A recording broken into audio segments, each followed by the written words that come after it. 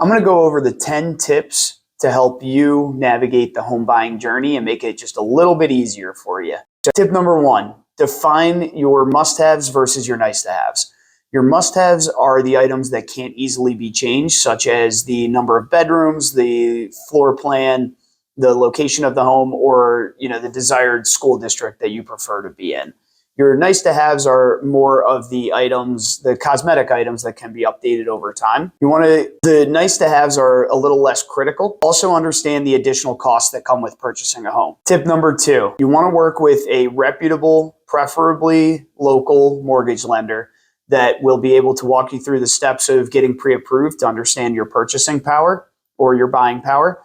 You want to factor in any additional costs as well, such as your homeowner's insurance, your taxes, or any future repairs that may come up, and also ensure that your monthly housing expenses fit in with your overall budget. You definitely don't want to be house poor and all of your money going to your house. So make sure that you do budget properly. Tip number 3, research and choose your location carefully. You want to consider factors such as proximity to the school, commute time to work, proximity to amenities, and neighborhood safety.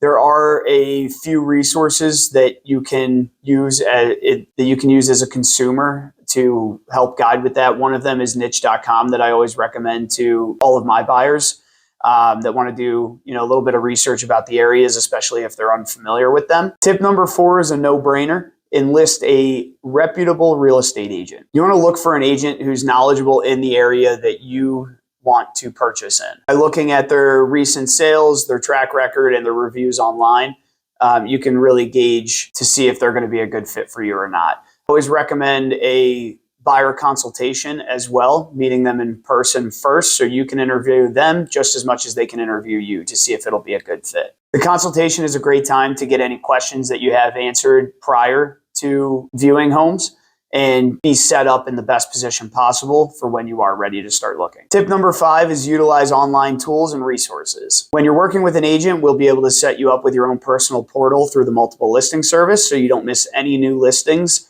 that fit your specific criteria.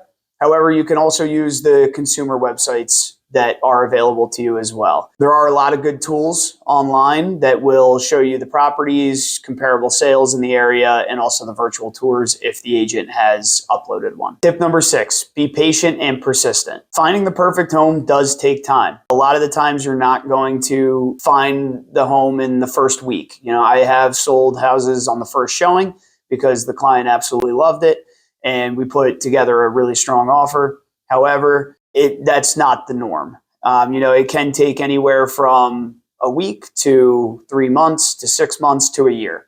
It really depends on how broad of a search you're looking in and what kind of concessions you're willing to make as well until the right property does come up that checks most of your boxes. So it really all depends on how specific of a home you really want. Tip number 7 is attend open houses and private showings whenever possible. Photos online are great. However, they don't tell the whole story. There are a lot of times that there is a house that looks awful online, and when you see it in person, the photos didn't do it justice. It really all depends on if the listing agent paid for professional photography or their marketing is up to par, but it's really hard sometimes to tell a layout as well. So it's always good to see the home in person for yourself if it checks most of your boxes, and then you can make the final determination from there. I can't tell you how many times that a buyer has said that they didn't want to see a specific home based on the square footage,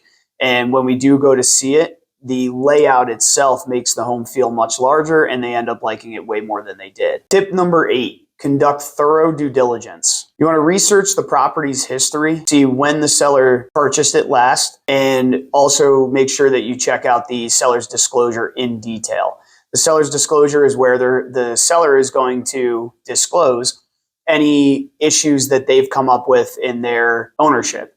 So it can really tell a good story behind the home that you're about to purchase or put an offer in. And it'll also include any previous damage or repairs that have been done. You definitely want to consider getting a professional home inspection. This process can take anywhere from 2 to 3 hours depending on the size of the house, but it's very detailed and will give you a very good report on what potential issues may come up after settlement. It will also give you a leg to stand on during the negotiations as well, if you're asking the seller to make any repairs or concessions. Tip number 9 is be prepared to act quickly. In the current market that we're in, houses are still selling relatively quick, anywhere from 4 days to 2 weeks.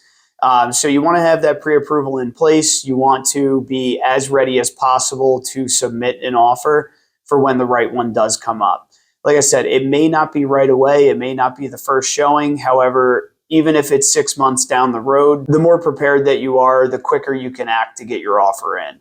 And especially when you're competing against other buyers and other offers, you definitely want to know how to make it as strong as possible. And usually the first offer in is the one that is accepted a lot of the time. Tip number 10 is stay flexible and open-minded. Your dream home may not match perfectly with your expectations initially. There are certain concessions that you may need to make depending on what market you're in and depending on what style of home and price point you're in as well. You want to be willing to consider properties that have the potential, quote unquote, the bones are good, that may just need a few cosmetic updates over time, and you can do room by room over the next couple years even, or right away after you move in. You really want to focus on the features that really matter. Again, circling back to tip number 1, the ones that really are not easily changed, your must-haves. Well, there you have it. There's my 10 tips to help navigate through the home buying experience. And if you do have any questions, feel free to reach out. I'm always here as a resource.